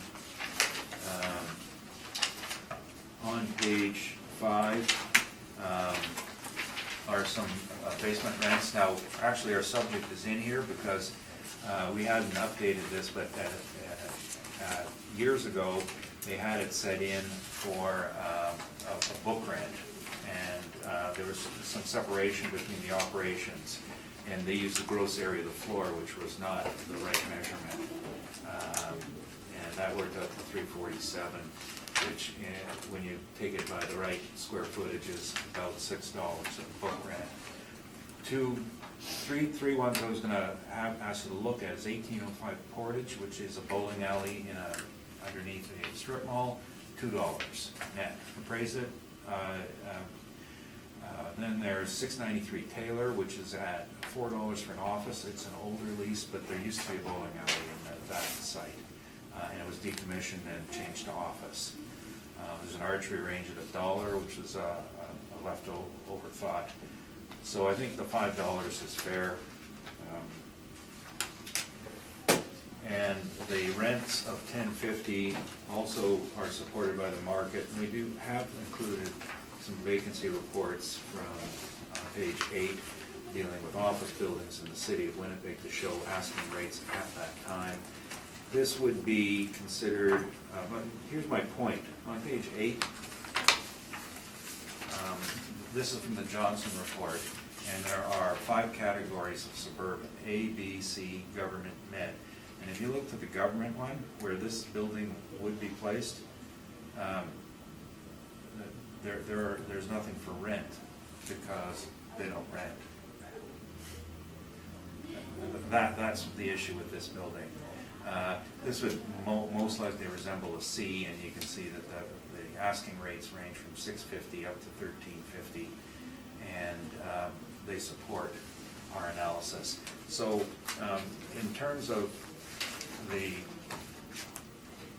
school exempt space, there are numerous users in the site. We revisited this 2 years ago with the assessor, and it was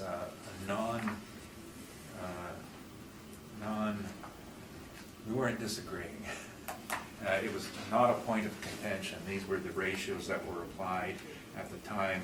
The 2018 was a decision, but prior to that, there had been agreements made on this site, so we kept the same ratio on it.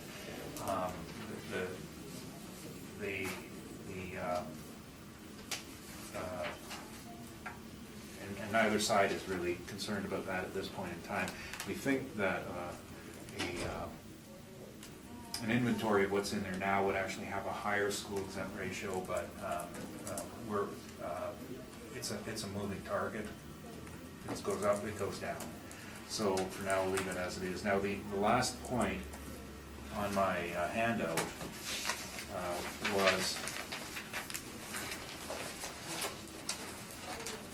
has to do with the extra lot.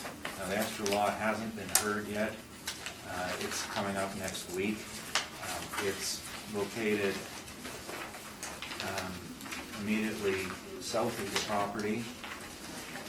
The parking on the site, as we said, is 162.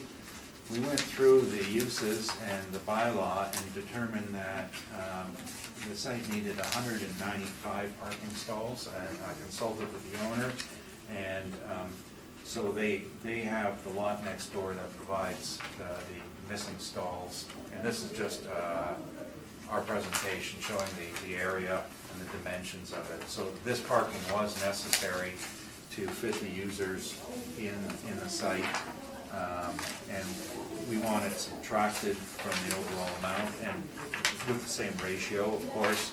So the value we have is $3,121,000 overall, less the lot of $300,000 is $2,821,000, and then based on the same ratios that were already in place, a taxable amount of $1,982,000 and school exempt of $839,000. That's fairly similar to last year. The major difference is that there has been a decline in income on this site, which I've been involved with it for 15, 16 years. Has been a feature of the site because it's not market driven, it's government policy driven, which means a bad investment risk, and that's my presentation. Thank you. Squirrel, questions? I have a couple questions. I'm just trying to. With respect to the south lot that you're removing from the valley, Mr. Neufeld, you indicated that they require that lot because the parking is necessary. Is that correct? That's correct. Okay. Based on the photo that you handed out in I believe it's the cover page of your brief for the south lot that's going to be in appeal next week, it doesn't actually look like parking is available on half of it. It looks like it's not paved and those aren't actually parking stalls. That's correct. The paid part is the amount they need to meet their bylaw. Okay, but they don't actually require the entirety of the parking. That's correct. There's very little utility to the rest of it, but that's a point that's obviously, the board chooses to say 50% of it, that's fine. But the point is, when they went to acquire it, they weren't allowed to buy half a lot. I think those are my questions. Thank you, Mr. Chairman. Thank you. Ms. Leclerc, any questions? I have no questions, thank you. Mr. Maggie, do you have any questions? And I have no questions. I don't either. That seems odd. It's a weird property. We'll take a short break right now.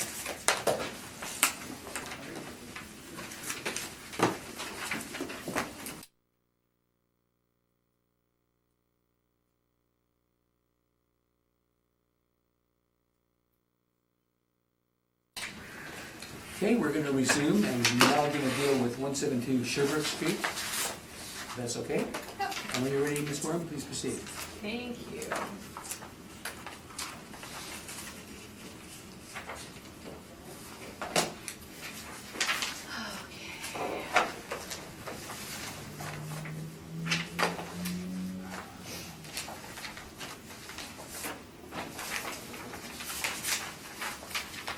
So we're looking at file number 19-1329, roll number 12-097-803-980. The address is 172 Sherbrooke Street.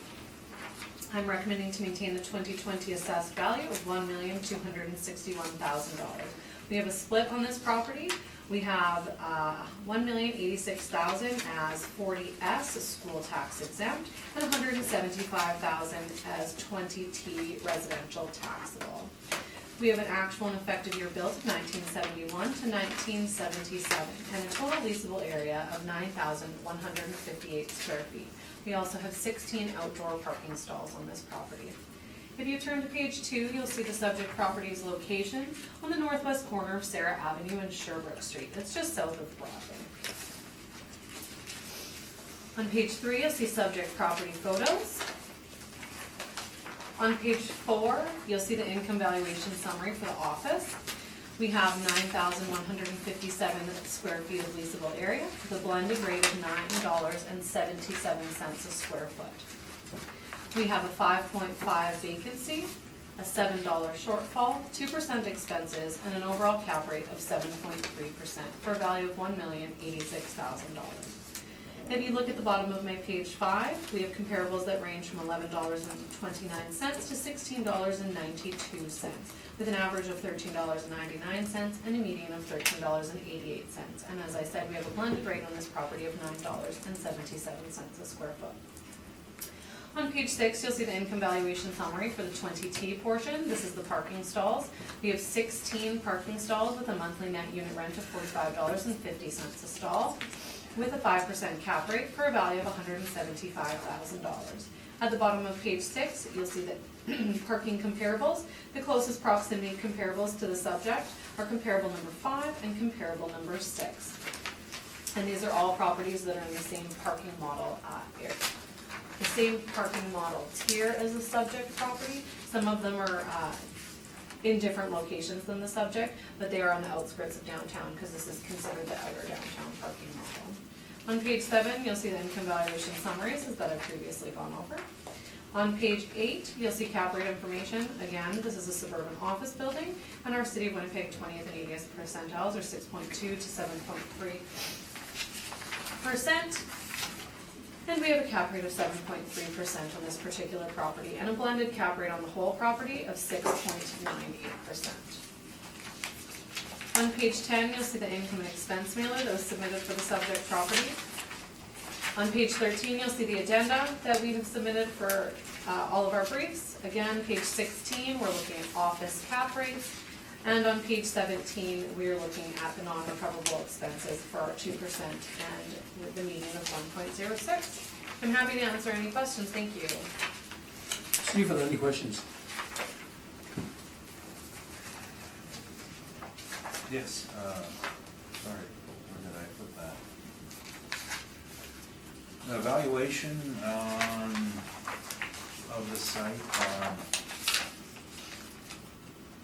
I lost your brief already, I don't know how I did that. I was looking at it.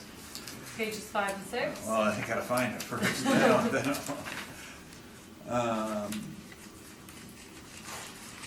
Sorry about that, I don't know. If you're asking if all of the income is model driven, the answer is yes, it is model driven. Yes, okay. I know why I lost it, I was looking for 2020, but this was originally scheduled for 2019, that's okay. Yes, model driven, and why is the property school exempt, do you know? I don't have the history on that. I didn't actually look into the split class on the property because those weren't anything under contention for appeal. So typically if something is agreed upon, I don't focus a whole lot of attention on it. So I do know, looking at this property, we have applied in the past split class on it, which wasn't appealed for the 2020 cycle, so I was focusing mainly on the assessed value of the property. Okay, but who is the occupant? Do you know that?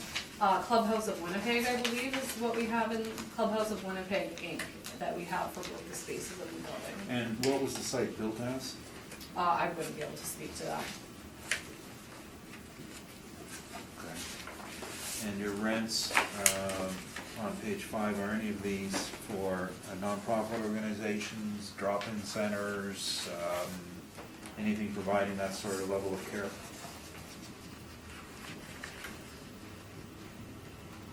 We have a range of tenants.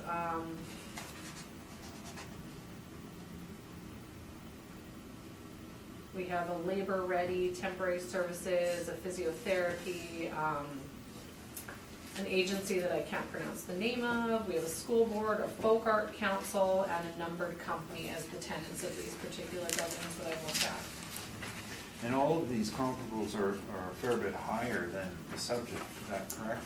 Yes, I was trying to find comparables of suburban offices that were in close proximity to the subject, and unfortunately, these were the closest that I could find. And none of these, of course, are converted restaurants, are they?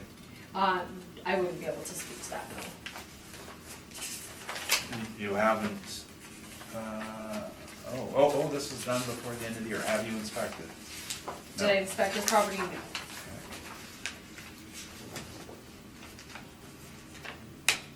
Those are my questions, thank you. Thank you. Mr. McIntyre, do you have any questions? Yes, I do. So on your brief page 6, Okay. it's showing parking as heated. I think that's the way parking always populates on our briefs, Yeah. whether it's parking stalls or parking structures. I'm not sure why it's like that, but this is not indoor parking. It is outdoor parking, and they are outdoor parking stalls and assessed with our outdoor parking model. I would just cross off the thing that says I did. heated. So the parking lot on page 3 is the one in the bottom photo. Yes. And I believe it's used for the apartment building that's next door, which is why it's got a 22. That was my next Oh, question, so you yeah. answered that. Thank you, those are all my questions. Mr. McIntyre, do you have any questions? I have no questions. Okay, I was just gonna ask you why I had residential classification. You And I already answered believe that's why. Okay. So I have no further questions, thank you. Mr. Neufeld, you can go on with your Yes, well, the, information. we're not disputing the value of the parking. That parking is leased to another service provider who provide service and facilities on Sherbrooke near the subject site, and they pay for that separately. So the building at 172 Sherbrooke is was a restaurant. It was a Greek restaurant, and designed that way. And the Clubhouse of Winnipeg is a nonprofit organization who deal with people with. I think it'd be better if I just showed you what they do. I have pictures of everything, and I'm not going to go through them all in detail, but probably from a sensitivity of what they do in the site, it would be better that you saw what they did rather than we try to. Yeah, but you know, really only if it affects the amount of rent that they can obtain from it, or, well, it's gotta be, you know, use the best uses, you know. Absolutely. So, Let's just say it's a caregiving facility for people with mental health issues, not for profit. And we also have pictures of our comparables in here. And the front and in the back shows the site, and this was inspected. These pictures actually date from 2 years ago when I inspected the site prior to the last appeal, and showing that it has a stage at one point for entertainment. So it's basically it's an obsolete building. The cooking facility they do provide meals for the people who come in. It's like a drop-in center, and then counseling in different rooms. But the building's obsolete. We looked at a number of rents, and we tried to stay in the area, pictures of everything here. And those rents are, that we were looking at listed on page 7. Now, this is a number of rents were here, but primarily we focused on the ones on Sherbrooke at 80 and 83 Sherbrooke, 961 Portage, which is another charitable operation, 298 Fort, 871 Portage, 912 Portage, 95 Sherbrooke, 154 Evanston, and then 557 Portage. And pictures of all these sites are in the ones I've listed are all shown here. So it's just an old obsolete place. It's certainly not an office. We are looking at, the strength is 80 Sherbrooke, which 80 Sherbrooke is a block away. It's actually the total rent roll of the entire building, which is 2 stories, and it's 3 tenants in there and various sizes, but their net on the whole building is $719 a foot, and that's the closest example. And that's what we applied. And we're using 5% vacancy. You'll note our shortfall, we're using actual, is below what the assessor uses. That's because they're school tax exempt, so their shortfall is lower. So we're not trying to get it both ways. Capitalization rate, we're using 8.5. It is already proven to be obsolete as a restaurant, and its use as a drop-in facility is nearing the end of its economic life. There's no getting better on this site. Its next step would be demolition and redevelopment. So it has a very low remaining economic life, and likely as long as the funding can continue. Quality and condition are very low. You can see the pictures. And as far as finding a comparable to this, some of this was from last year's brief we never pulled out, because at last year's hearing, the property, we were looking at some of the reclassification, which was done.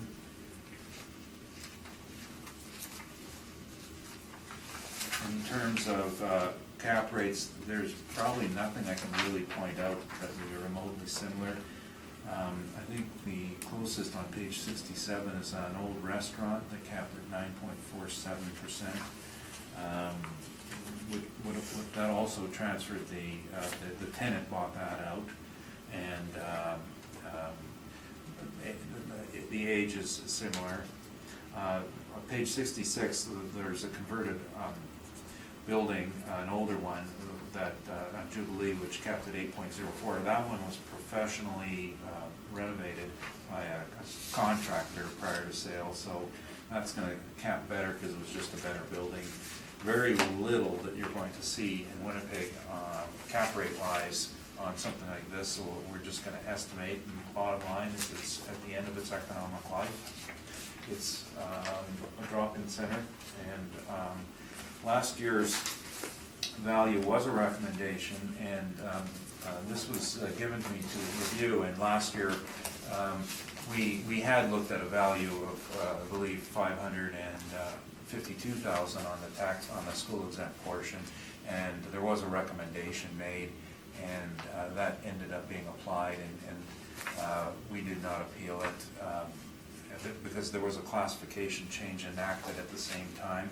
So this year we're solely focused on the value of the clubhouse building, because the other problems have been remedied, and we believe it should be $604,000 rather than $1,086,000. That's my presentation. Thank you. Sporm, any questions?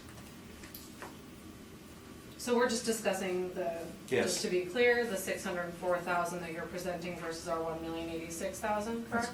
Correct. You indicated that last cycle you requested a value of 552,000, but I was looking at the brief that was submitted. There's a revised one. Oh, there was a revised one? Okay. This was a last minute job for us. One of the people we work with, yeah, I see it was 644,000. We had the wrong square footage, I believe. Oh, okay, so that was the difference. Yeah.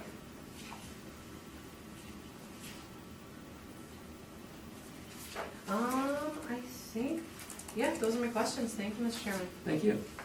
Isn't there any questions? Yeah, sorry, did you, you inspected? Yes, I did. And you took the pictures? Yes, those are my pictures, even the fuzzy one. Is there any, nope, there it is. Nope, that's all my questions, thank you. Samantha, do you have any questions? Yeah, I have no questions. And I don't have any questions.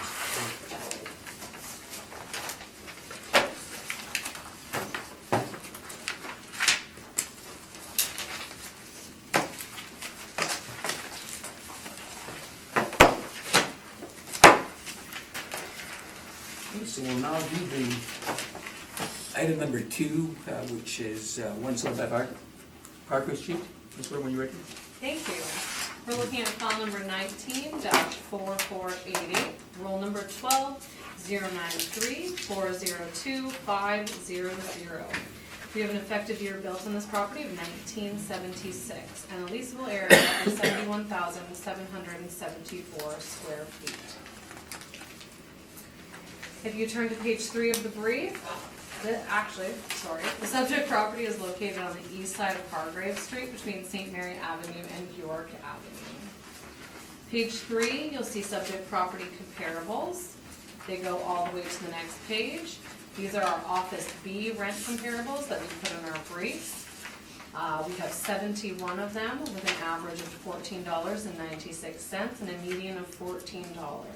The highlighted comparables on page 3, comparables 10, 11, 12, 13, and 14 are the subject property, and they have rents in place of $14, $12, $11.50, and $13.50. On the bottom of page 4, you'll see parking comparables. These are parking lots that are in the subject property area. On page 5, you'll see the parking income stream. We have 13 stalls with a monthly net unit rent of $103.50 a stall and a 4.5% cap rate. We have a value for the parking of $359,000. This parking is located on our inner downtown parking model, and it's located in NCA Neighborhood Characteristic Area 161, which is the South Portage, which is the parking area that has some of the highest rates charged because of its proximity to the shed. On page 6, you'll see the income valuation summary for the Office B portion of the building. As stated, we have 71,773 square feet with a blended rate of $13.57 a square foot. We have a 9% vacancy, which I believe is an agreement between the applicant's brief and ours. We have 2% expenses. The applicant is using 7. We're in agreement on the $11 shortfall, and we have a cap rate of 6.75%, and the applicant is using 8.5. For an estimated value for the Office B portion of $11,817,000. If you turn to page 7, you'll see the total building income valuation summary. We have a blended cap rate on the property of 6.68%. On page 8, you'll see cap rate information. You'll note that our downtown Office Bs have cap rates in the 20th and 80th percentile of 6.75%. We have a Collier's low of 6.25 to a high of 7.25, CBRE of 6.5 to 7, and Cushman & Wakefield of 6.25 to 6.75. Page 9, we have Municipal Assessment Act information. Page 10, you'll see the aerial photo of the subject property showing its location on the east side of Parkrave Street between St. Mary Avenue and York Avenue. The parking that we're referring to is, if you look over here, just the parking along the back portion of the building. The subject property owner also does own the parking lots to the south of the building. These 2 larger ones, if you look over here, those are also heard on a different day. If you turn to page 11, you'll see subject property photos. Page 12, we have more property photos. Page 15 is the mailer that was submitted from the subject property owner.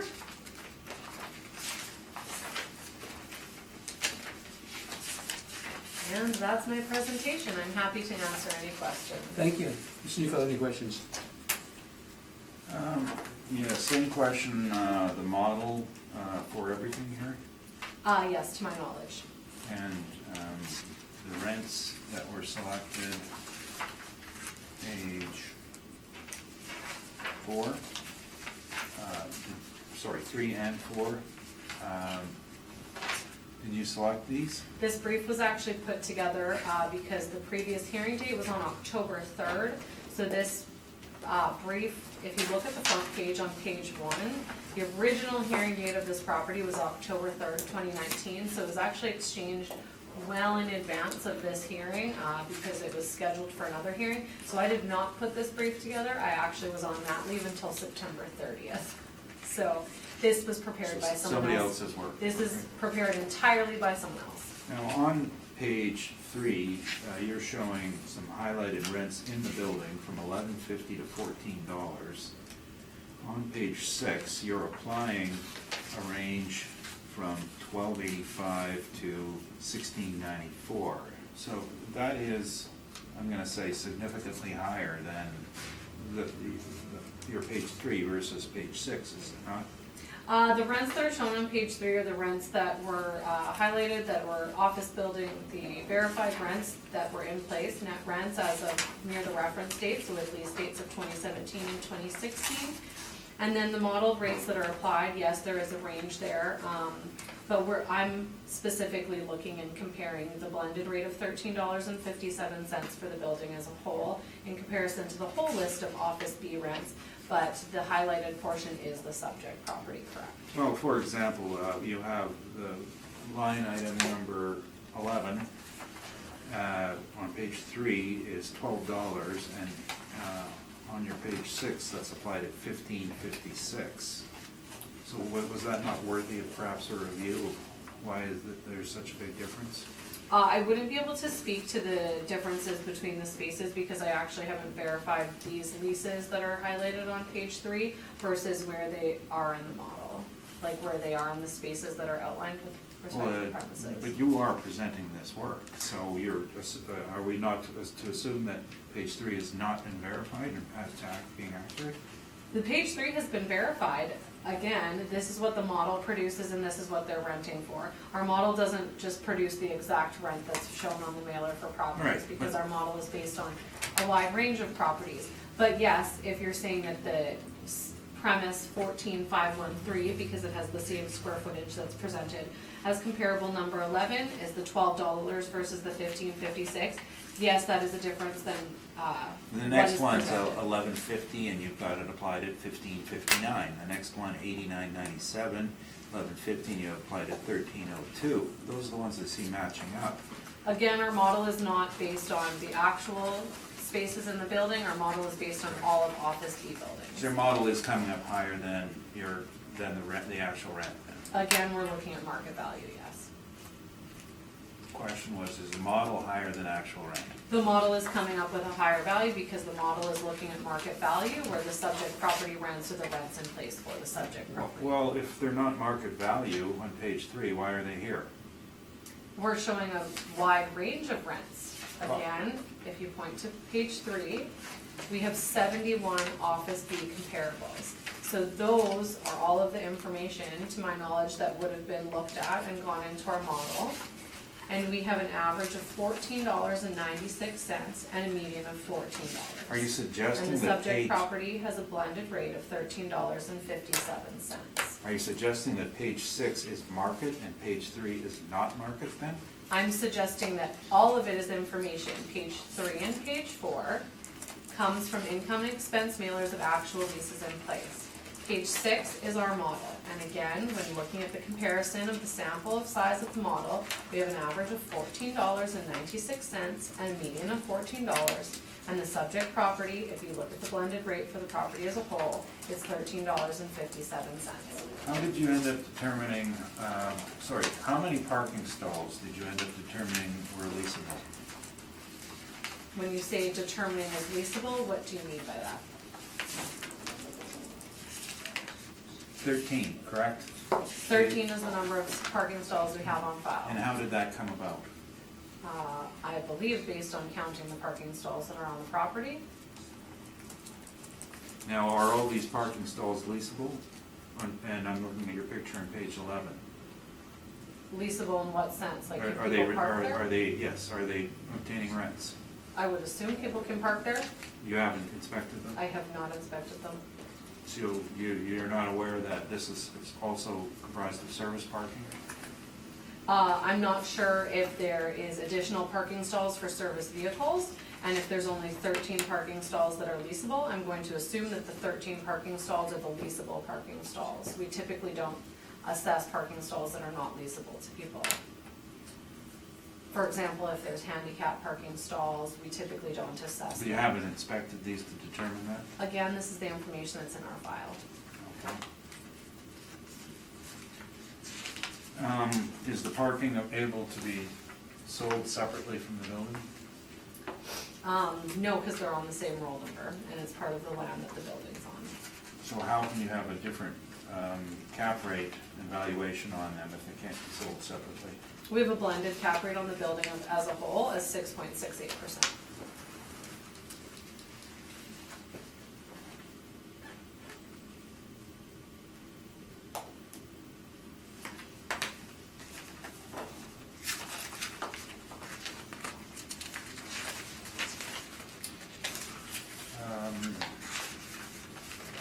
Sorry.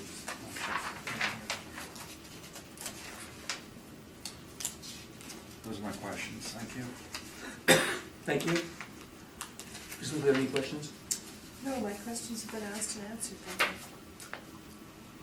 Mr. Manager, any questions? Just one question on page 28 of the mailer. The total leasable area is 78,920 square feet. That's what the mailer says. Yet you're using 71,700. That's what's in our file. Okay, thank you very much. Sorry, I do have a question. Okay, Mr. Wood, there's another question. Go ahead, ask it first. Sorry, page 2 of your brief, under your subject sale history, Uh-huh. the sale in July of 2012, is that arm's length? To my knowledge, it was arm's length, but to my knowledge, based on the research that I've done, because I have handled the parking lots for some time, it was an allocation sale. So those 3 properties have different title numbers and transacted on different certificates and instrument numbers, but they were sort of purchased all at the same time. They had the same date of sale on all of them. So to my knowledge, they sort of allocated the prices there. So I have not relied upon that sale, which is why I didn't really point to it, just because I Okay, thank you.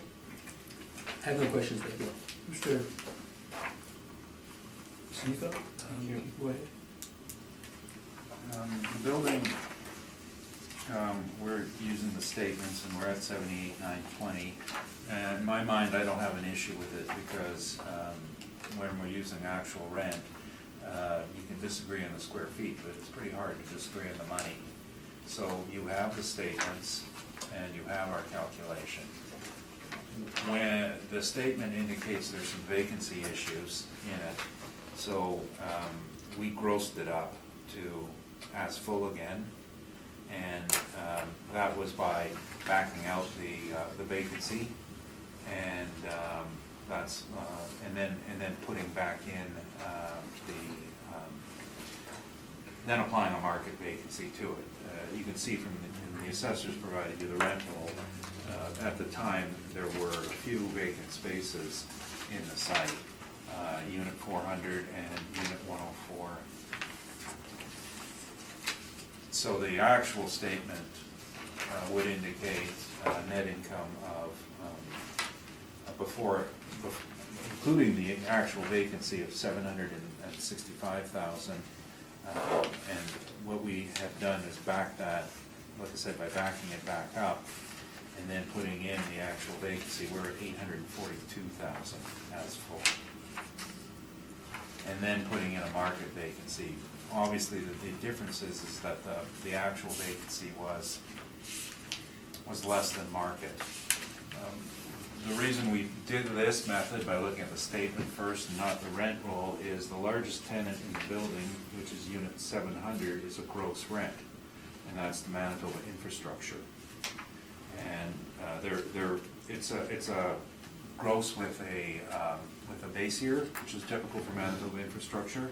So it's at $22.50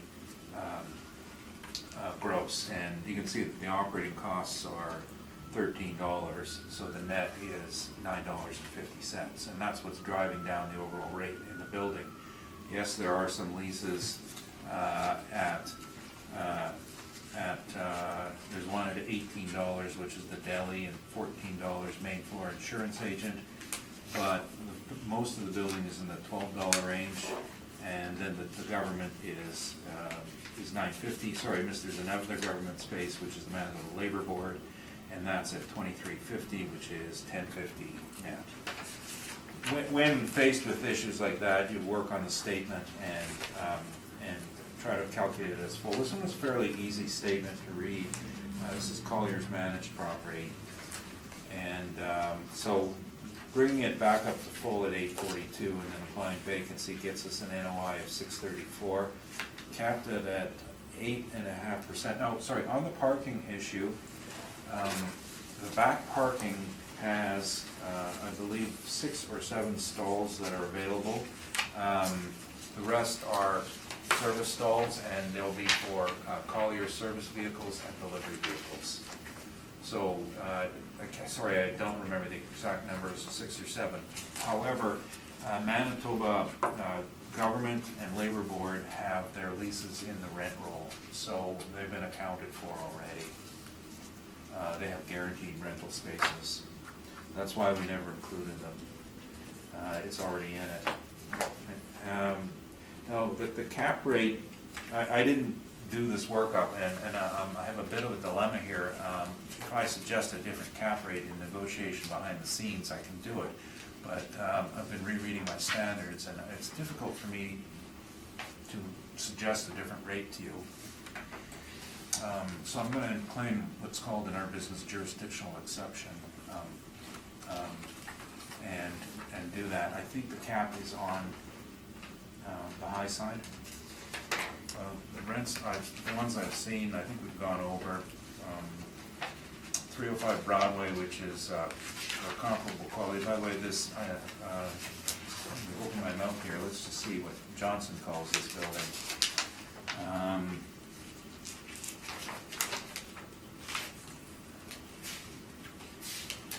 Johnson calls it a B. I think the reason it's called a B is it's connected with 330 St. Mary's, and 330 St. Mary's is larger and has underground parking. So it's B, C, arguably. Cap rates on that, the only one we had in the vicinity was 305 Broadway, which based on the workup of the assessment department, parameters was 8.04. With our Collier study page, on page, downtown office B 6.75 to 8% is where this would be.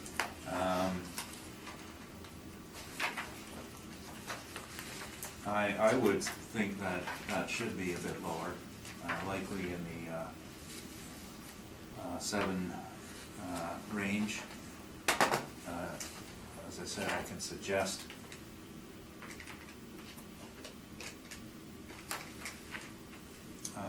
probably in around 7.25% is a value of $8,751,972. 8,751,972, rounded to just 8,752,000. And that's in considering it in relation to the economic unit, which is the 2 office buildings and the 2 parking lots they control, would drive, that would be the reason we would drive that number down towards the lower end of the Collier's range.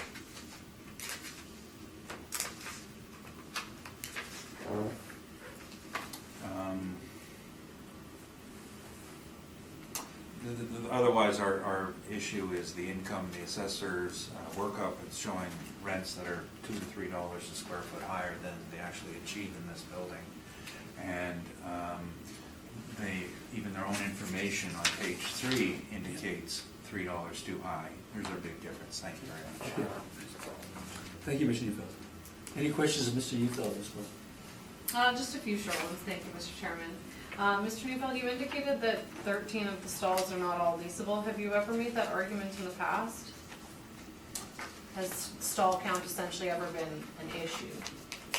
Well, we haven't had to because the rents for this are buried in the leases by and large. So when you go to the actuals, we're not missing it. And so in terms of making an argument, I'm just going through our old presentation.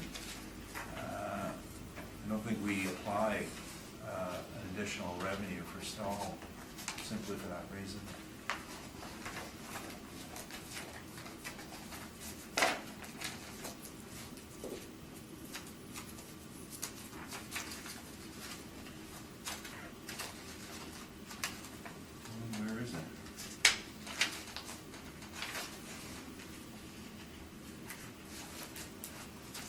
think I understand your answer.